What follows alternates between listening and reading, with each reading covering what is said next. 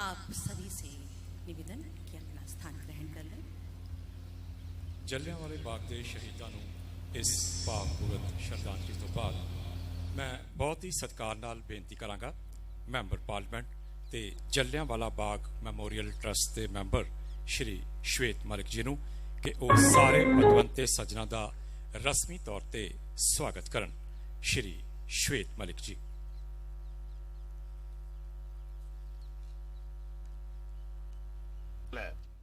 किसी महान मनुख दा अपने शहर जाना चंगी किस्मत की गल है। किसी महान मनुख नूं नजदीकी तो वेखना किस्मत की गल है।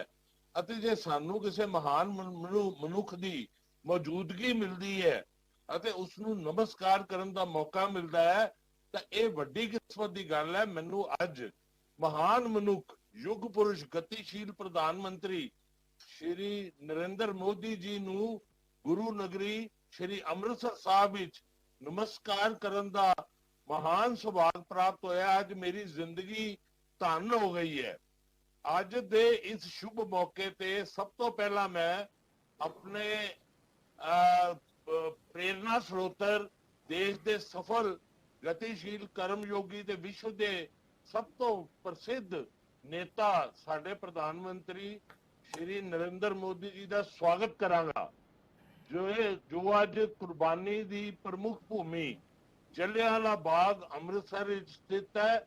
ਇਸ ਧਰਤੀ ਉੱਤੇ ਹਜ਼ਾਰਾਂ ਸ਼ਹੀਦਾਂ ਦੀਆਂ ਰੂਹਾਂ ਆਰਾਮ ਕਰ ਰਹੀਆਂ ਨੇ। ਉਸ ਦੇ ਨਵੀਨੀਕਰਨ ਕਰ ਦੇਸ਼ ਦੇ ਲੋਕਾਂ ਨੂੰ ਅੱਜ ਮਾਨਯੋਗ ਮੋਦੀ ਜੀ ਸਮਰਪਿਤ ਕਰ ਰਹੇ ਨੇ। ਇਤਿਹਾਸ ਗਵਾਹ ਹੈ ਕਿ ਕਿਸੇ ਕੰਮ ਦਾ ਮਾਣ ਉਦੋਂ ਹੀ ਜਾਗਦਾ ਰਹਿੰਦਾ ਹੈ ਜਦੋਂ ਉਹ ਅਗਲੀ ਪੀੜ੍ਹੀ ਨੂੰ ਵੀ ਸਿਖਾਉਂਦਾ ਹੈ, ਪ੍ਰੇਰਨਾ ਦਿੰਦਾ ਹੈ। ਕਿਸੇ ਰਾਸ਼ਟਰ ਦਾ ਭਵਿੱਖ ਉਦੋਂ ਹੀ ਰੋਸ਼ਨ ਹੁੰਦਾ ਹੈ ਜਦੋਂ ਉਹ ਆਪਣੇ ਪੁਰਾਣੇ ਅਨੁਭਵਾਂ ਅਤੇ ਵਿਰਾਸਤ ਤੋਂ ਮਾਣ ਪਲ-ਪਲ ਜੁੜਿਆ ਰਹਿੰਦਾ ਹੈ। ਫਿਰ ਭਾਰਤ ਕੋਲ ਮਾਣ ਕਰਨ ਲਈ ਇੱਕ ਵਿਸ਼ਾਲ ਦੌਲਤ ਹੈ, ਇੱਕ ਅਮੀਰ ਇਤਿਹਾਸ ਹੈ, ਇੱਕ ਚੇਤਨ ਸੱਭਿਆਚਾਰਕ ਵਿਰਾਸਤ ਹੈ। ਇਸ ਲਈ ਆਜ਼ਾਦੀ ਦੇ 75ਵੇਂ ਸਾਲ ਦੇ ਇਸ ਮੌਕੇ ਤੇ ਅਜੇਕੀ ਪੀੜ੍ਹੀ ਨੂੰ ਇਹ ਅੰਮ੍ਰਿਤ ਦੀ ਤਰ੍ਹਾਂ ਦਿੱਤਾ ਜਾਏਗਾ। ਅਜਿਹਾ ਅੰਮ੍ਰਿਤ ਜੇ ਸਾਨੂੰ ਹਰ ਪਲ ਦੇਸ਼ ਲਈ ਜੀਣ, ਦੇਸ਼ ਲਈ ਕੁਝ ਕਰਨ ਲਈ ਪ੍ਰੇਰਿਤ ਕਰੇਗਾ। ਅੱਜ ਤਕਰੀਬਨ 1.5 ਸਾਲ ਬਾਅਦ ਇਹ ਬਾਗ ਆਪਣੀ ਪੂਰੀ ਸ਼ਾਨੋ ਸ਼ੌਕਤ ਨਾਲ ਖੜਾ ਹੋਇਆ ਹੈ। ਅੱਜ ਇਸ ਪਵਿੱਤਰ ਸਥਾਨ ਨੂੰ ਲਗਭਗ ਪ੍ਰਧਾਨ ਮੰਤਰੀ ਜੀ ਦੁਆਰਾ ਦਿੱਤੇ ਗਏ 20 ਕਰੋੜ ਦੀ ਲਾਗਤ ਦੇ ਨਾਲ ਬਿਲਕੁਲ ਨਵਾਂ ਰੂਪ ਦਿੱਤਾ ਗਿਆ ਹੈ। ਸ਼ਹੀਦੀ ਖੂਹ ਦੀ ਪੂਰੀ ਤਰ੍ਹਾਂ ਮੁਰੰਮਤ ਕੀਤੀ ਗਈ ਹੈ। ਨਵੀਂ ਗੈਲਰੀਆਂ, ਗੋਲੀਆਂ ਦੇ ਨਿਸ਼ਾਨ ਵਾਲੀਆਂ ਕੰਧਾਂ ਨੂੰ ਵੀ ਸੁਰੱਖਿਅਤ ਰੱਖਿਆ ਗਿਆ ਹੈ। ਲਾਈਟ ਐਂਡ ਸਾਊਂਡ ਨਾਲ ਇੱਕ ਡਿਜੀਟਲ ਡਾਕੂਮੈਂਟਰੀ ਥੀਏਟਰ ਵੀ ਤਿਆਰ ਕੀਤਾ ਗਿਆ ਹੈ। ਜੋ ਲੋਕ ਜਲਿਆਂਵਾਲੇ ਬਾਗ ਦੇ ਕਤਲੇਆਮ ਬਾਰੇ ਪੂਰੀ ਜਾਣਕਾਰੀ ਪ੍ਰਾਪਤ ਕਰ ਸਕਣ, ਉਹਨਾਂ ਨੂੰ ਪਤਾ ਲੱਗੇ ਕਿ ਉਹ ਪਿਛੋਕੜ ਕੀ ਹੈ, ਕਿ ਜਿਨ੍ਹਾਂ ਸ਼ਹੀਦਾਂ ਦੇ ਕਾਰਨ ਹੀ ਅੱਜ ਅਸੀਂ ਆਪਣੀ ਆਜ਼ਾਦੀ ਦੀਆਂ ਠੰਡੀਆਂ ਹਵਾਵਾਂ ਦਾ ਆਨੰਦ ਲੈ ਰਹੇ ਹਾਂ। ਇਹ ਥੀਏਟਰ ਵਿੱਚ 80 ਲੋਕਾਂ ਦੇ ਬੈਠਣ ਦੀ ਸਮਰੱਥਾ ਹੈ। ਇਸ ਪਵਿੱਤਰ ਕਾਰਜ ਤੋਂ ਇੱਥੇ ਆਉਣ ਵਾਲੇ ਲੱਖਾਂ ਦੇਸ਼ ਵਾਸੀਆਂ ਨੂੰ 13 ਅਪ੍ਰੈਲ 1919 ਨੂੰ ਕਾਤਲ ਆਤੰਕਵਾਦੀ ਹਥਿਆਰੇ ਡਾਇਰ ਦੁਆਰਾ ਹਜ਼ਾਰਾਂ ਨਿਰਦੋਸ਼ ਰਾਸ਼ਟਰ ਭਗਤ ਦੇਸ਼ ਵਾਸੀਆਂ ਦੀ ਹੱਤਿਆ ਦੇ ਘਿਨੌਣੇ ਅਪਰਾਧ ਬਾਰੇ ਜਾਣਕਾਰੀ ਮਿਲੇਗੀ ਅਤੇ ਆਜ਼ਾਦੀ ਦੇ ਸੁਨਹਿਰੇ ਇਤਿਹਾਸ ਦੀ ਕੁਰਬਾਨੀਆਂ ਕਰਨ ਵਾਲਿਆਂ ਦੀ ਯਾਦ ਆਏਗੀ। ਇੱਥੇ ਆਉਣ ਵਾਲੇ ਸਾਰੇ ਯਾਤਰੂਆਂ ਨੂੰ ਹਰ ਤਰ੍ਹਾਂ ਦੀਆਂ ਸਹੂਲਤਾਂ ਦੇਣ ਦਾ ਵੀ ਟਰਸਟ ਦੁਆਰਾ ਪ੍ਰਬੰਧ ਕੀਤਾ ਗਿਆ ਹੈ। ਅਤੇ ਮੈਂ ਇੱਕ ਵਾਰ ਫੇਰ ਆਪਣੇ ਹਰਮਨ ਪਿਆਰੇ ਨੇਤਾ, ਆਪਣੇ ਪ੍ਰੇਰਨਾ ਸਰੋਤਰ ਸ਼੍ਰੀ ਨਰਿੰਦਰ ਮੋਦੀ ਜੀ, ਜੋ ਕਿ Jallianwala Bagh national memorial trust ਦੇ ਚੇਅਰਮੈਨ ਵੀ ਹਨ, ਉਹਨਾਂ ਨੂੰ ਇਸ ਇਤਿਹਾਸਿਕ ਕੰਮ ਲਈ ਹਾਰਦਿਕ ਧੰਨਵਾਦ ਕਰਦਾ ਅਤੇ ਆਪਣੇ ਭਾਸ਼ਣ ਨੂੰ ਵਿਰਾਮ ਕਰਦਾ।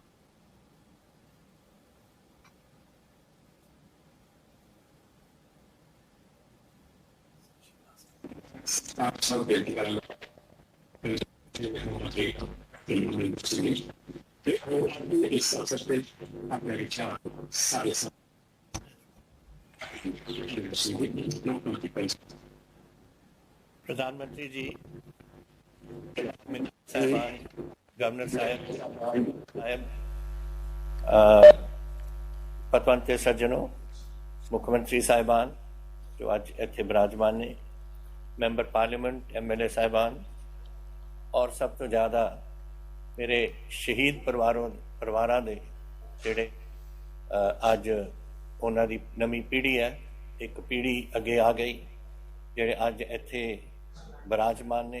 जिसते अज बहुत खुशी का दिन है कि प्रधानमंत्री जी ने इन्ना सोच के 102 साल हो गए ने उस वाक़यात तो, और उस 102 साल दे विच तो बाद इसका रेनोवेशन जो हो रहा है, नवी एक रूपरेखा जो दी गई है इस जलियांवाला बाग नूं, ओहदा अज देश नूं समर्पित कर रहे हैं। ये जिहड़ा वाक़यात होया मेरा ख्याल सारी दुनिया जानती है, लेकिन ये नहीं जानती कि 102 साल बेशक हो गए पर अज ताईं असी नहीं जानते कि किन्ने उत्थे शहीद होए ने लोग। असी विसाखी, खूनी विसाखी जिहड़ी कहंदे ने 1919 दी देख लो, 102 साल हो गए। लेकिन साडे जिहड़े रिकॉर्ड दे विच है 488 बंदियां दी उत्थे शहादत हुई, लेकिन जिहड़े पिंडां 'च गए, पिंडां 'च मरे, पिंडां जख्मां तो मरे, कुछ नहीं पता। ਉਹਦੀ ਹੁਣ ਅਸੀਂ research team Guru Nanak Dev university दी लगाई हुई है पता करन नूं कि किहड़े-किहड़े पिंड 'चों किन्ने शहादतां होईयां ने और की कुछ होया उत्थे। जरूरी है क्योंकि जलियांवाला बाग 6 किले दे विच बनाया सीगा और वो 6 किलियां दे विच 10,000 बंदे इकट्ठे हो गए सी, कोई जगह ही नहीं सी किते नूं खब्बे सज्जे जाण नूं।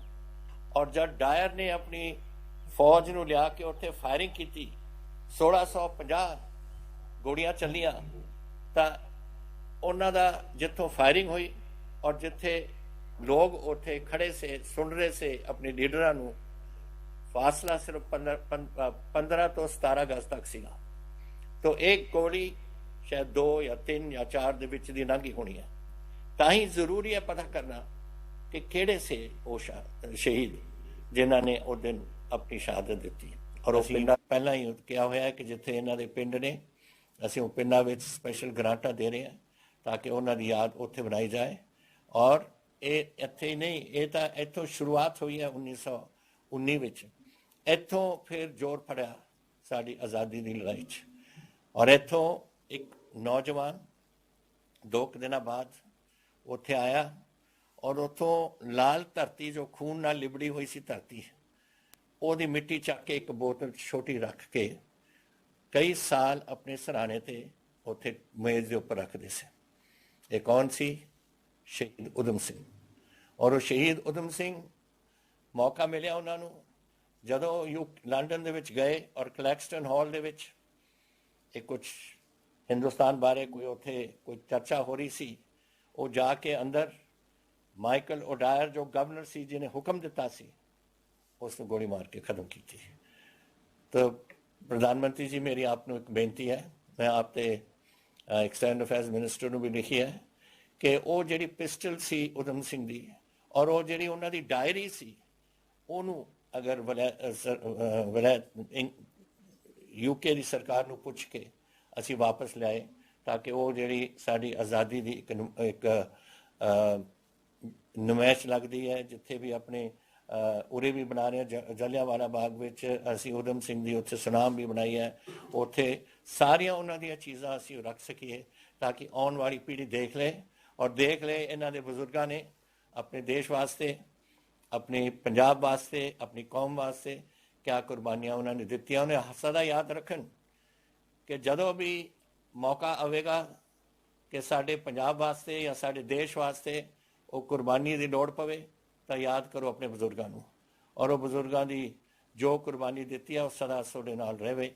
और मैं आज सिर्फ अरदास करदा अपने अकाल पुरख के चरणों कि इन्हां दे पवित्र आत्मावां नूं अपने चरणों निवाजन और सारे उन्हां दे परिवारां नूं उन्हां दे दिलां दे विच अपनी देश सेवा भर के रखन। जय हिंद। ਤੁਹਾਡੇ ਇਹਨਾਂ ਸ਼ਬਦਾਂ ਵਾਸਤੇ ਬਹੁਤ ਬਹੁਤ ਧੰਨਵਾਦ ਮੁੱਖ ਮੰਤਰੀ ਸਾਹਿਬ।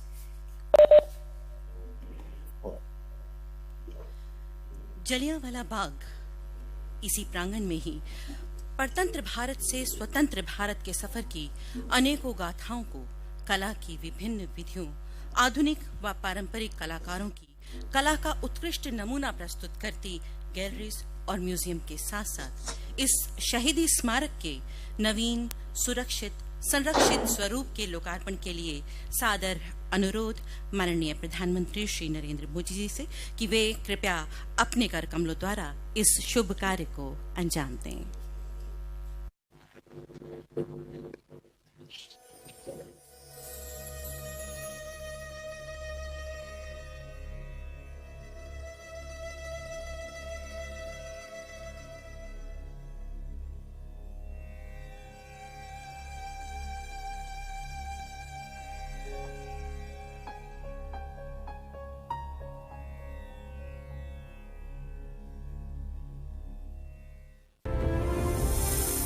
भारत भूमि की समृद्ध सांस्कृतिक और ऐतिहासिक विरासत हमारी अमूल्य धरोहर है।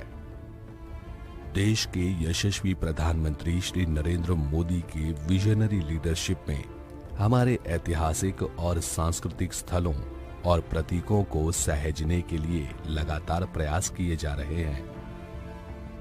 प्रधानमंत्री जी के नेतृत्व में भारत सरकार ने पिछले कुछ वर्षों में विभिन्न राष्ट्रीय धरोहरों तथा ऐतिहासिक स्थलों का निर्माण तथा नवीकरण किया है, ताकि हमारी नई और आने वाली पीढ़ियां उनसे प्रेरणा ले सकें। इसी विजन के साथ और आजादी के अमृत महोत्सव के अवसर पर जलियांवाला बाग राष्ट्रीय स्मारक को एक नई रूपरेखा में पुनः स्थापित किया गया है।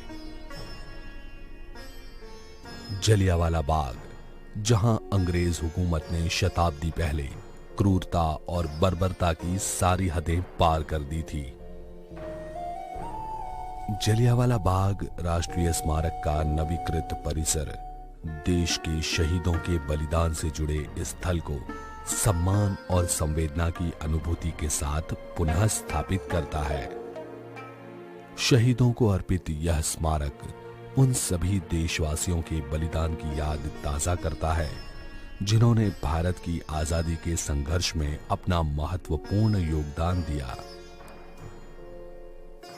इस ऐतिहासिक स्मारक की अनुभूति की शुरुआत होती है प्रवेश द्वार पर शहीद उधम सिंह की प्रतिमा से। यहां से आगे बढ़ते हुए हेरिटेज एली में आप अनुभव करेंगे 1919 की बैसाखी के उत्सव में शामिल हुए लोगों के हर्षोल्लास का। प्रांगण में स्थापित जलकुंड शहीदों को अर्पित श्रद्धांजलि को निरंतर अभिव्यक्त करता है। इसके आगे पहली गैलरी पंजाब के समृद्ध इतिहास और अंग्रेजों के खिलाफ पंजाब के लोगों द्वारा देश विदेश में हुए आंदोलनों का वर्णन करती है। दूसरी गैलरी प्रथम विश्व युद्ध के दौरान अंग्रेजों द्वारा पंजाब का शोषण, रॉलेट एक्ट के निष्ठुर काले कानून का विरोध और हत्याकांड के पूर्व हुए घटना चक्र का उल्लेख करती है। साथ ही यह गैलरी उस निर्मम नरसंहार की एक जीवंत अनुभूति भी कराती है। गोलियों से बचने की आखिरी उम्मीद यह शहीदी कुआं उन मासूमों की असहाय चीखों को आज भी अपनी गहराइयों में समेटे हुए है। शहीदी के इस स्मरण के बाद तीसरी गैलरी उस निर्दयी हत्याकांड के बाद समस्त देशवासियों की एकजुटता को अभिव्यक्त करती है। बेगुनाहों के जिस्मों को भेद कर निकली वो गोलियां आज भी बाग की दीवारों में निशान के रूप में अंकित हैं। चौथी गैलरी जनरल डायर के इस निर्मम कत्लेआम से प्रभावित हुए उधम सिंह व भगत सिंह जैसे अनेक क्रांतिकारियों को समर्पित है, जिन्होंने भारत के स्वतंत्रता संग्राम में एक नई आग प्रज्वलित कर दी थी। शहीदी स्मारक, मोक्ष स्थल, अमर ज्योत और आधुनिक तकनीक से सुसज्जित साउंड और लाइट शो जैसे समावेश यहां हुए शहीदों को श्रद्धांजलि अर्पण करते हैं। गरिमा और पवित्रता के प्रतीक इस बाग का नवीकृत परिसर सभी विजिटर्स को देश प्रेम, संवेदना एवं बलिदान की भावनाओं के साथ जोड़ेगा और प्रेरणा देगा।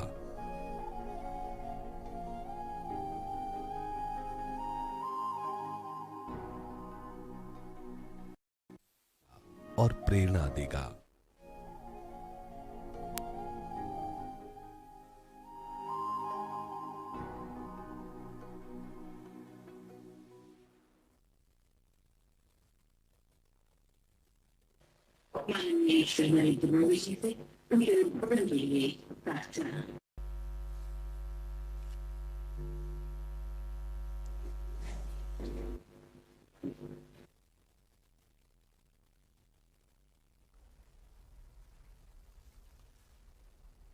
पंजाब के राज्यपाल श्री वीपी सिंह बदनौर जी,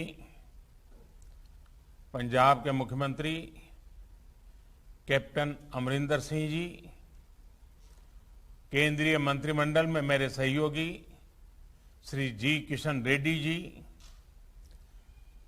श्री अर्जुन राम मेघवाल जी, श्री सोम प्रकाश जी, संसद में मेरे सहयोगी श्री श्वेत मलिक जी, कार्यक्रम में जुड़े सभी आदरणीय मुख्यमंत्रीगण, जनप्रतिनिधिगण,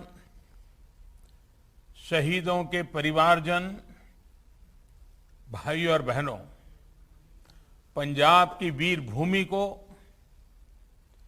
जलियांवाला बाग की पवित्र मिट्टी को मेरा अनेक अनेक प्रणाम। मां भारती की उन संतानों को भी नमन जिनके भीतर जलती आजादी की लौ को बुझाने के लिए अमानवीयता की सारी हदें पार कर दी गई। वो मासूम बालक बालिकाएं, वो बहनें, वो भाई जिनके सपने आज भी जलियांवाला बाग की दीवारों में अंकित गोलियों के निशाने में दिखते हैं। वो शहीद कुआं जहां अनगिनत माताओं बहनों की ममता छीन ली गई, उनका जीवन छीन लिया गया, उनके सपनों को रौंद डाला गया, उन सभी को आज हम याद कर रहे हैं। भाइयों और बहनों, जलियांवाला बाग वो स्थान है जिसने सरदार उधम सिंह, सरदार भगत सिंह जैसे अनगिनत क्रांतिवीरों, बलिदानियों, सेनानियों को हिंदुस्तान की आजादी के लिए मर मिटने का हौसला दिया। 13 अप्रैल 1919 के वो 10 मिनट हमारी आजादी की लड़ाई की वो सत्य गाथा, चीर गाथा बन गए, जिसके कारण आज हम आजादी का अमृत महोत्सव मना पा रहे हैं। ऐसे में आजादी के 75वें वर्ष में जलियांवाला बाग का स्मारक का आधुनिक रूप देश को मिलना हम सभी के लिए बहुत बड़ी प्रेरणा का अवसर है। ये मेरा सौभाग्य रहा है कि मुझे कई बार जलियांवाला बाग की इस पवित्र धरती पर आने का, यहां की पवित्र मिट्टी को माथे पर लगाने का सौभाग्य मिला है। आज जो रेनोवेशन का काम हुआ है, उसने बलिदान की अमर गाथाओं को और जीवंत बना दिया है। यहां जो अलग अलग गैलरी बनाई गई हैं, जो दीवारों में शहीदों के चित्र उकेरे गए हैं, शहीद उधम सिंह जी की प्रतिमा है, वो सब हमें उस कालखंड में लेकर जाते हैं।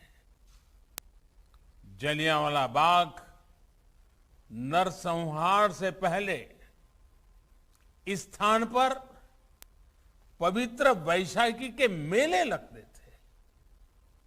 इसी दिन गुरु गोविंद सिंह जी ने सर्वदा भला की भावना के साथ खालसा पंथ की स्थापना की थी। आजादी के 75वें साल में जलियांवाला बाग का ये नया स्वरूप देशवासियों को इस पवित्र स्थान के इतिहास के बारे में, इसके अतीत के बारे में बहुत कुछ जानने के लिए प्रेरित करेगा। ये स्थान नई पीढ़ी को हमेशा याद दिलाएगा कि हमारी आजादी की यात्रा कैसी रही है। यहां तक पहुंचने के लिए हमारे पूर्वजों ने क्या क्या किया है, कितना त्याग, कितना बलिदान, अनगिनत संघर्ष। राष्ट्र के प्रति हमारे कर्तव्य क्या होने चाहिए, कैसे हमें अपने हर काम में देश को सर्वोपरि रखना चाहिए, इसकी भी प्रेरणा नई ऊर्जा के साथ इसी स्थान से मिलेगी। साथियों, हर राष्ट्र का दायित्व होता है कि वो अपने इतिहास को संजो कर रखे। इतिहास में हुई घटनाएं हमें सिखाती भी है और आगे बढ़ने की दिशा भी देती है। जलियांवाला बाग जैसी ही एक और विभीषिका हमने भारत विभाजन के समय भी देखी है। पंजाब के पश्चिमी और परिश्रमी और जिंदा दिल लोग तो विभाजन के बहुत बड़े भुक्तभोगी रहे हैं। विभाजन के समय जो कुछ हुआ उसकी पीड़ा आज भी हिंदुस्तान के हर कोने में और विशेषकर पंजाब के परिवारों में हम अनुभव करते हैं। किसी भी देश के लिए अपने अतीत की ऐसी विभीषिकाओं को नजरअंदाज करना सही नहीं है। इसलिए भारत ने 14 अगस्त को हर वर्ष विभाजन विभीषिका स्मृति दिवस के रूप में आने वाली पीढ़ियों को याद रखें, इसलिए इसे मनाने का फैसला किया है। विभाजन विभीषिका स्मृति दिवस आने वाली पीढ़ियों को भी याद दिलाएगी कि कितनी बड़ी कीमत चुकाकर हमें स्वतंत्रता मिली है। वो उस दर्द, उस तकलीफ को समझ सकेंगे जो विभाजन के समय करोड़ों भारतीयों ने सही थी। साथियों, गुरुबानी हमें सिखाती है, सुखू होवे सेव कमाणियां, अर्थात सुख दूसरों की सेवा से ही आता है। हम सुखी तभी होते हैं जब हम अपने साथ साथ अपनों की पीड़ा को भी अनुभव करते हैं। इसलिए आज दुनिया भर में कहीं भी कोई भी भारतीय अगर संकट में गिरता है तो भारत पूरे सामर्थ्य से उसकी मदद के लिए खड़ा हो जाता है। कोरोना काल हो या फिर अफगानिस्तान का वर्तमान संकट, दुनिया ने इसे निरंतर अनुभव किया है। ऑपरेशन देवी शक्ति के तहत अफगानिस्तान से सैकड़ों साथियों को भारत लाया जा रहा है। चुनौतियां बहुत हैं, हालात मुश्किल है, लेकिन गुरु कृपा भी हम पर बनी हुई है।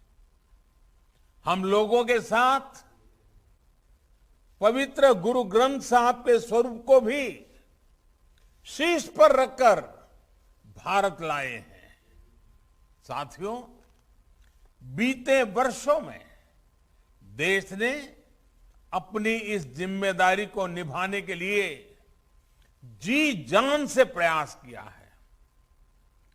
मानवता की जो सीख हमें गुरुओं ने दी थी, उसे सामने रखकर देश ने ऐसी परिस्थितियों से सताए हुए अपने लोगों के लिए नए कानून भी बनाए हैं।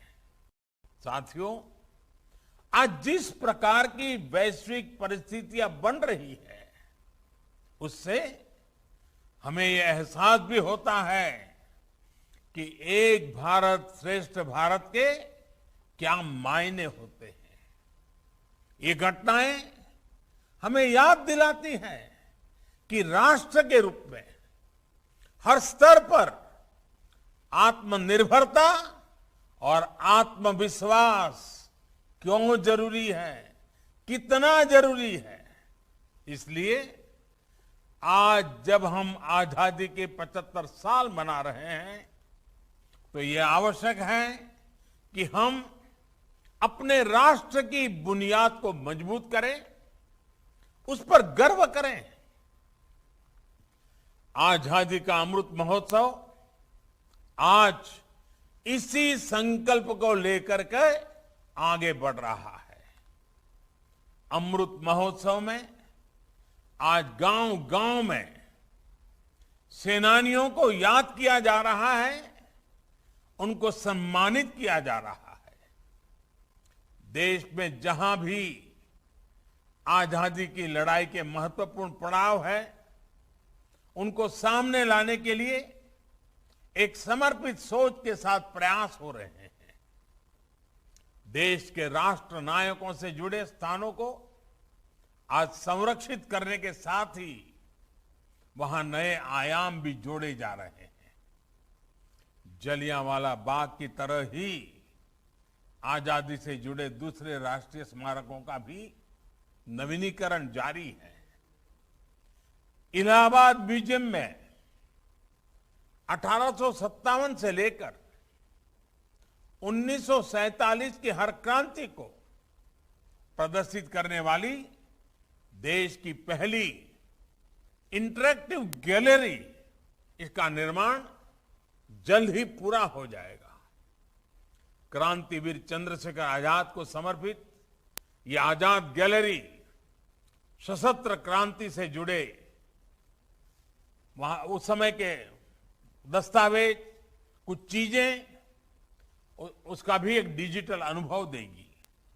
इसी प्रकार कोलकाता में विप्लवी भारत गैलरी के में भी क्रांति के चिन्हों को भावी पीढ़ी के लिए आधुनिक तकनीक के माध्यम से आकर्षक बनाया जा रहा है।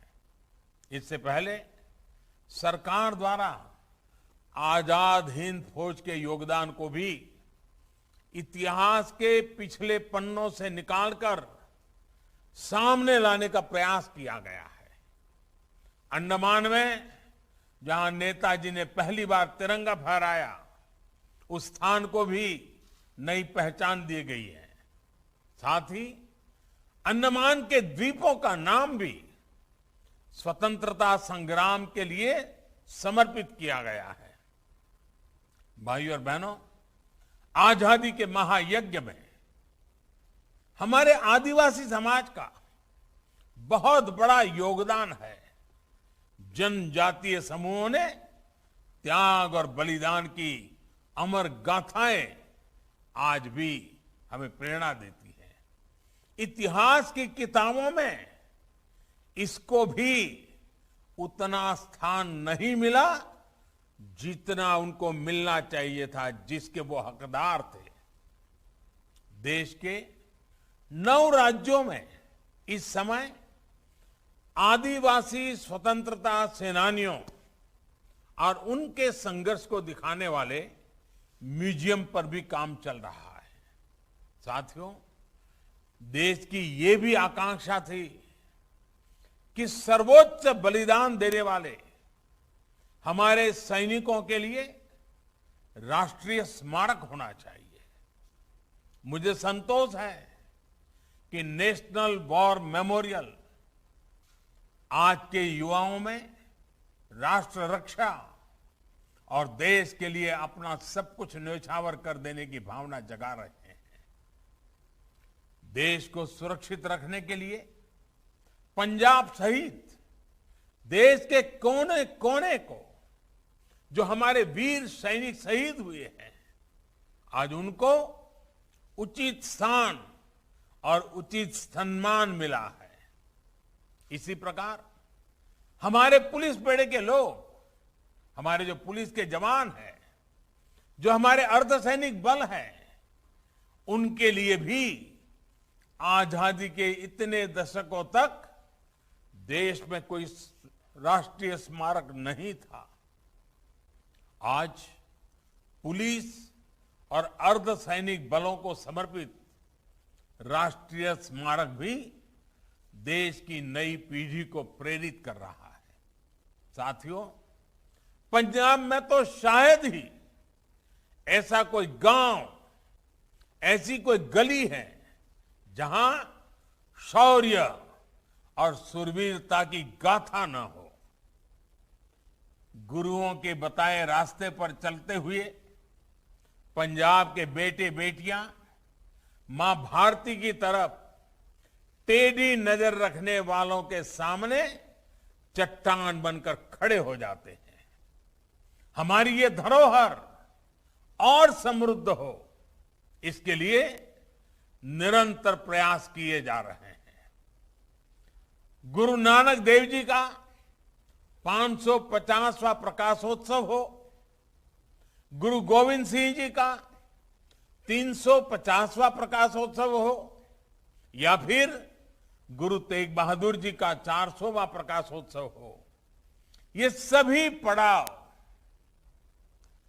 सौभाग्य से बीते 7 सालों में ही आए हैं।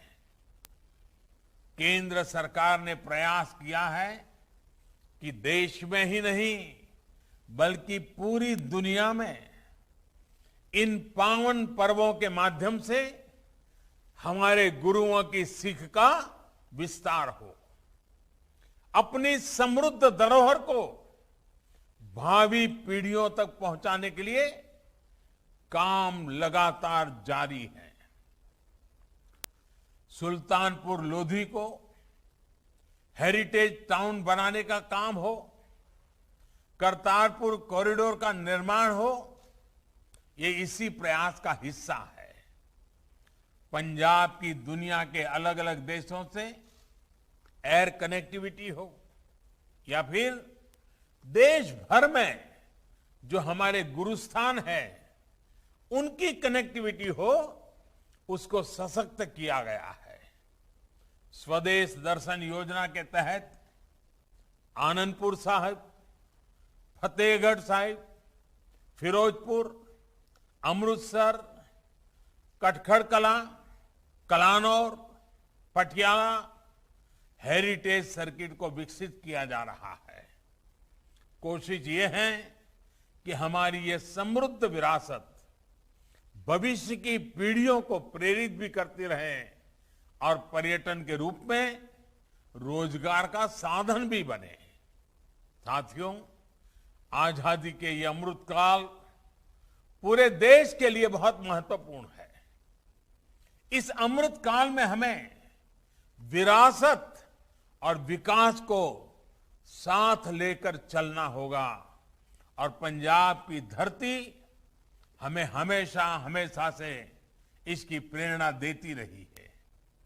आज ये जरूरी है कि पंजाब हर स्तर पर प्रगति करे, हमारा देश चहुं दिशा में प्रगति करे। इसके लिए हमें मिलकर काम करना होगा। सबका साथ, सबका विकास, सबका विश्वास और सबका प्रयास की भावना के साथ साथ हमें काम करते रहना होगा। मुझे पूरा विश्वास है कि जलियांवाला बाग की ये धरती हमें हमारे संकल्पों के लिए सतत ऊर्जा देती रहेगी और देश अपने लक्ष्यों को जल्द पूरा करेगा। इसी कामना के साथ एक बार फिर इस आधुनिक स्मारक की बहुत बहुत बधाई, बहुत बहुत धन्यवाद।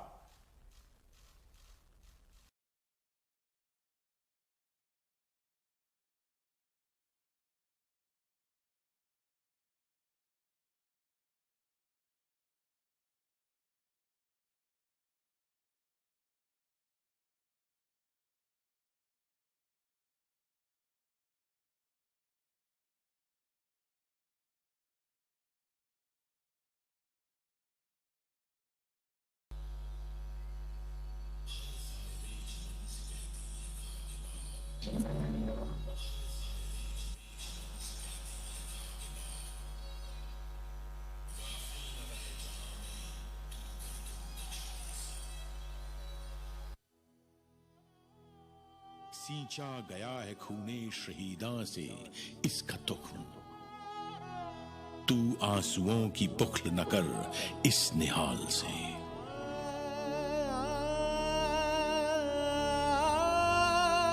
उस बैसाखी के दिन जो लोग इस बाग में शहीद हुए थे, वे न सिख थे, न हिंदू थे, न मुसलमान।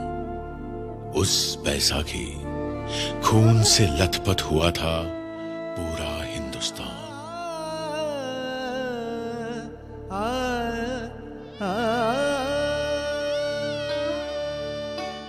वो अमृतसर में 13 अप्रैल 1919 इतवार की एक सुबह थी। पंजाब की धरती पर आने वाले सबसे खूबसूरत दिन की सुबह,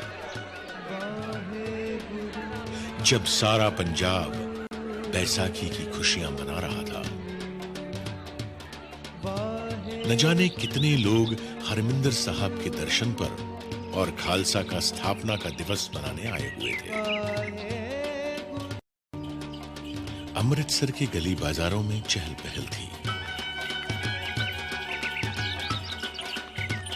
ठीक उसी दिन कांग्रेस के नेताओं ने जलियांवाला बाग में शाम 4:30 बजे एक सभा करने का निर्णय लिया था। उनका इरादा डॉक्टर सत्यपाल और डॉक्टर किचलू की रिहाई और काले कानून की वापसी की मांग करने का था।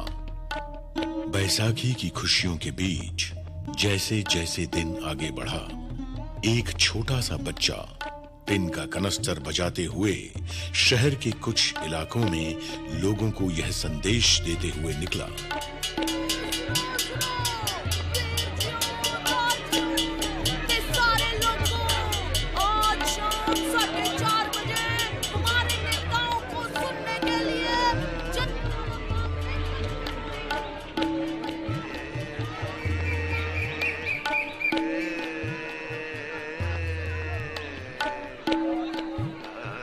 जैसे ही इस बच्चे की मुनादी को बैसाखी मनाते हुए लोगों ने सुना, तो सोचा कि जुल्म का विरोध करना तो कोई जुल्म नहीं है। वीर जी, बाग पे आ रहे हो कि नहीं आ रहे हो? हाँ, सुना है सभा है कोई। आप चलो, हम मत्था टेक के आए बस। अजी सुनिए, कोई कानून लगाया सरकार ने?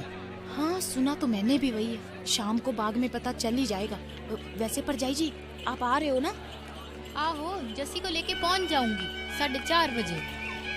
वैसे भी जलियांवाला बाग में तो लोग पहले से ही आपस में खुशियां बांट रहे थे, आराम कर रहे थे। मगर उन मासूम लोगों को यह मालूम नहीं था कि जनरल डायर ने अमृतसर में मार्शल लॉ लगा दिया है। प्रभात फेरियां निकालने और सभाएं करने पर प्रतिबंध लग चुका है, क्योंकि सरकार ने मार्शल लॉ लगाने की कोई मुनादी ही नहीं कराई थी। लगभग दोपहर 12:30 बजे के करीब जनरल डायर को जलियांवाला बाग में होने वाली सभा की जानकारी मिली। साहब, सुना है कोई सभा होने वाली है। किधर? साहब, बाग में, जलियांवाला बाग में। कब? सुना तो था यही 4 साढ़े 4 के करीब। ये जुर्रत, देखता हूं सभा को। जनरल डायर, ये वही नाम था जो आगे जाकर अंग्रेज हुकूमत के जुल्म और सितम का सबसे काला अध्याय बनने वाला था। वो अंग्रेज हुकूमत जिसने भारत में इंसाफ के हक में उठने वाली हर आवाज को हर तरह से कुचलने की कोशिश की थी,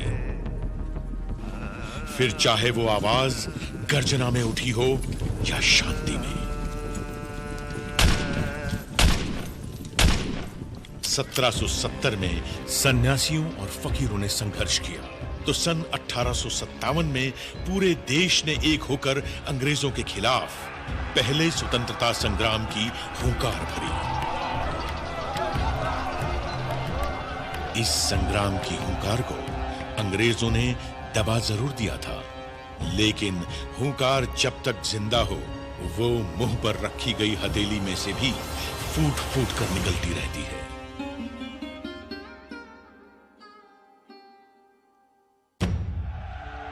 कभी क्रांतिकारियों ने आजादी का बीड़ा उठाया तो कभी कांग्रेस के गरम दल ने। एक तरफ गदर पार्टी ने विदेशों में आजादी का संग्राम छेड़ दिया था तो पंजाब में भी वो देश की आजादी के लिए सक्रिय थी। सन 1915 में रास बिहारी बोस ने पंजाब आकर लाहौर, फिरोजपुर, अमृतसर, ननकाना साहिब और तरन तारण में अपने दूतों के जरिए अंग्रेजी सेना में सेवारत भारतीय सैनिकों से सशस्त्र क्रांति के लिए संपर्क किया। मगर किसी तरह यह योजना अंग्रेजों को पता लग गई और कई क्रांतिकारी गिरफ्तार किए गए। 16 नवंबर 1915 के दिन 19 वर्ष के बालक करतार सिंह सराभा को अंग्रेजों ने लाहौर की जेल में फांसी के फंदे पर लटका दिया।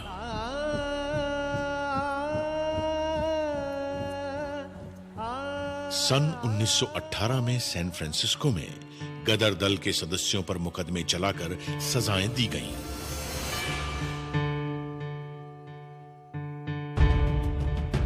यह पहले विश्व युद्ध का समय था और अंग्रेजों ने अपने हित से इस युद्ध में भारत को भी झोंक दिया था। इस युद्ध में अंग्रेजों ने भारत की संपदा, युद्ध सामग्री और सैनिकों का जमकर इस्तेमाल किया और बदले में भारत को क्या मिला? एक काला कानून, रॉलेट एक्ट। आम हिंदुस्तानी की जबान में इस एक्ट को न वकील, न दलील, न अपील के नाम से जाना जाता था। इस एक्ट के पास होने के बाद पुलिस चाहे जिसकी तलाशी ले सकती थी। बिना कारण किसी को भी 2 साल की सजा दी जा सकती थी।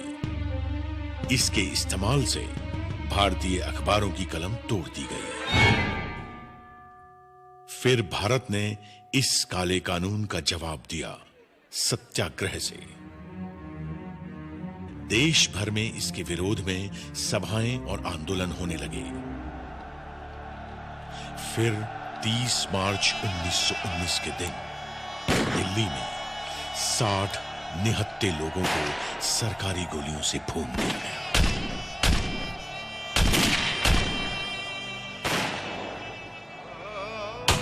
पंजाब में डॉक्टर सत्यपाल और डॉक्टर सैफुद्दीन किचलू इसी कानून के विरोध का नेतृत्व कर रहे थे।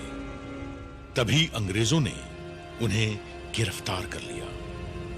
पंजाब की जनता ने इस गिरफ्तारी का विरोध किया और उनकी रिहाई के लिए आवेदन तक दिए, लेकिन पंजाब के lieutenant governor Michael O Dyer पर इसका कोई असर नहीं हुआ। उसके इरादे कुछ और ही थे। 9 अप्रैल 1919 को रामनवमी का त्योहार अमृतसर में शांतिपूर्वक बीता था।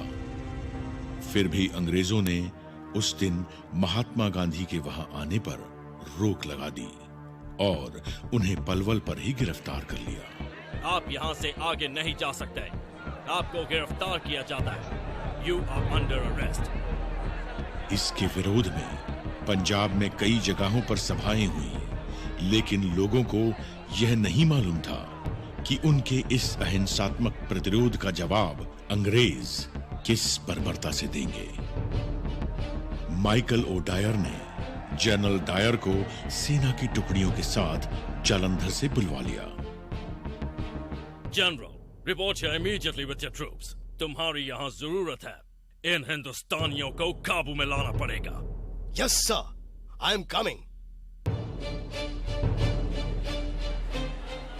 जब जलियांवाला बाग में बैसाखी मनाने आए हजारों हिंदुस्तानी अपने नेता हंसराज को सुन रहे थे, एक हवाई जहाज उनके ऊपर से गुजरा। दरअसल अंग्रेज हवाई जहाज से बाग का मुआयना कर रहे थे।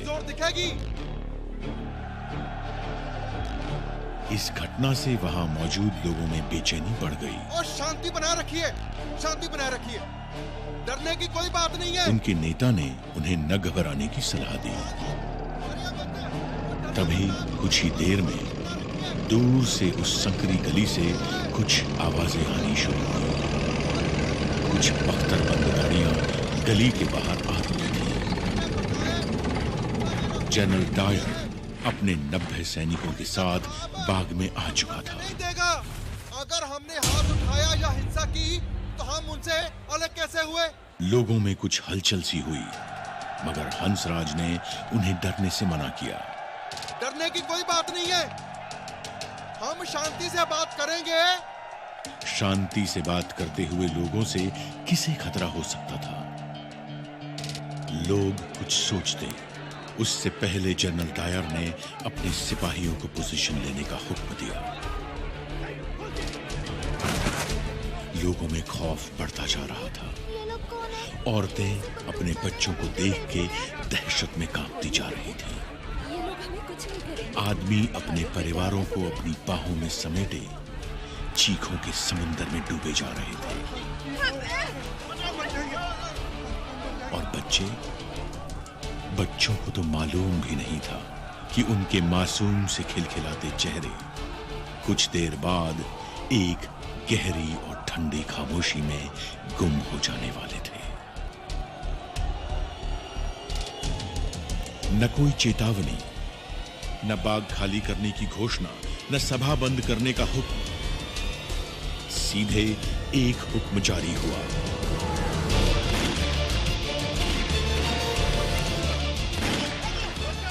गोलियां बंदूकों की नलियों से बह रही। लोग बेतहाशा अपनी जान बचाने के लिए भाग रहे थे।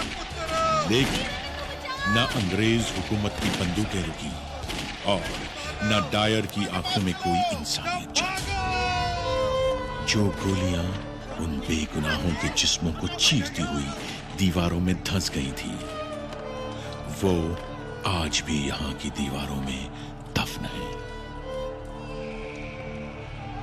गोलियां चलती रहीं।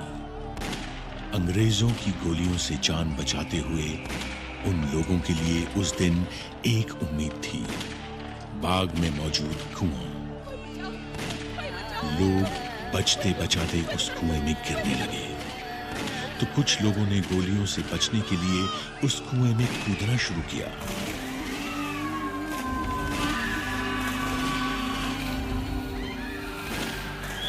एक के बाद एक लोग उस कुएं में गिरते चले गए। धीरे धीरे करके वो कुआं जिंदा और मुर्दा लोगों से भरता चला गया। कुआं इंसान की प्यास बुझाता है, लेकिन उस दिन इस कुएं ने शैतान की प्यास बुझाई थी। ये कुआं इस ऐतिहासिक मैदान के बीच में गूंजता हुआ एक काला धब्बा है, जिसमें आज भी उन मासूमों की चीखें गूंज रही हैं। उस दिन जलियांवाला बाग में खूनी जनरल डायर की प्यासी बंदूकें गोलियां खत्म होने तक चलती रहीं और हिंदुस्तानी शहीद होते रहे। उसे तो यह अफसोस हो रहा था कि गली संकरी होने के कारण वह अपनी मशीन गन वहां तक नहीं ला पाया था।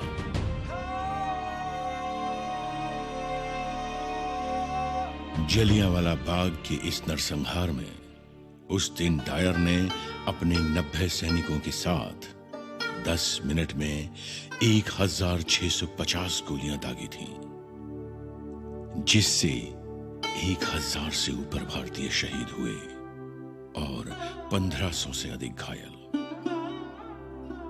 उन दरिंदों ने बच्चों तक को नहीं छोड़ा। उस दिन 15 बच्चों का गोलियों से कत्ल हुआ था। उन बच्चों में से एक बच्चे की उम्र सिर्फ 6 महीने थी। उस दिन मरने वालों में एक बच्चा ऐसा भी था जिसकी उम्र कोई 10 साल रही होगी।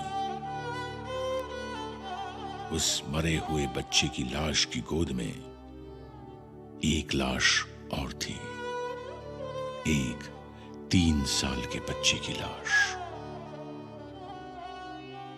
ऐसे ही न जाने कितने घायल लोग अपनों की लाशों के पास लाशों की तरह बैठे हुए थे।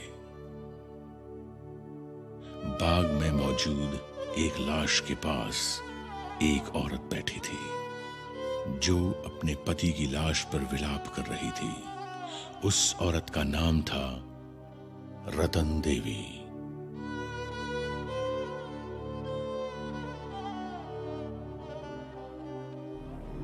कुत्तों को भगाने के लिए मैंने एक छड़ी खोज ली। वहां दर्द में छटपटाते 3 और लोगों को भी देखा। साथ ही करीब 12 साल के एक बच्चे को देखा, जिसने कराहते हुए विनती की कि मैं वहां से ना जाऊं।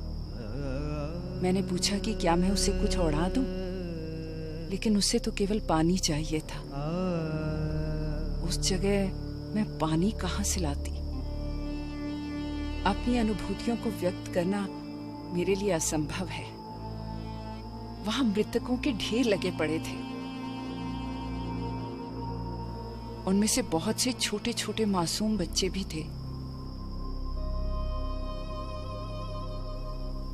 मैं वो दृश्य कभी नहीं भूल सकती।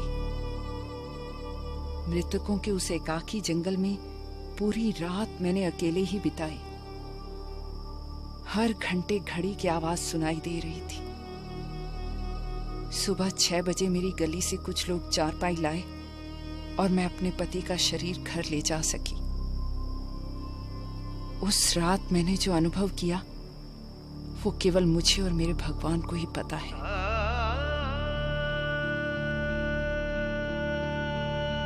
वहां मौजूद मृतक शरीरों की और उन पर विलाप कर रहे उनके प्रियजनों की खबर लेने के लिए वहां कोई नहीं था। घायलों का इलाज करने के लिए कोई नहीं था। उन्हें पानी तक पिलाने के लिए कोई नहीं था। आप सोचिए हर उस दर्दनाक माहौल के बारे में जो अगले 24 घंटे तक ऐसा का ऐसा ही रहा। वो दर्द और वो खामोशी जो उस दिन जलियांवाला बाग में पैदा हुई थी, वो खामोशी हिंदुस्तान के सीने में आज तक गूंज रही है।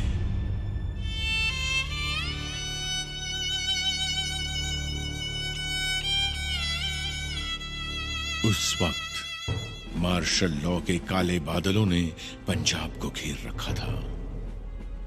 अमृतसर में एक तरफ शहीदों के परिवार रुदन में डूबे थे, तो दूसरी तरफ अंग्रेज कहकहे लगा रहे थे, क्लबों में नाच रहे थे, जश्न मना रहे थे। वो रोज मार्शल लॉ का इस्तेमाल करके न जाने कितनों को जेल की सलाखों के पीछे डाल के यातनाएं देते रहे। इस नरसंहार का दोनों टायरों पर कोई असर नहीं हुआ। कई दिनों दोनों अमृतसर के लोगों को अपने जुल्म से दबाते रहे।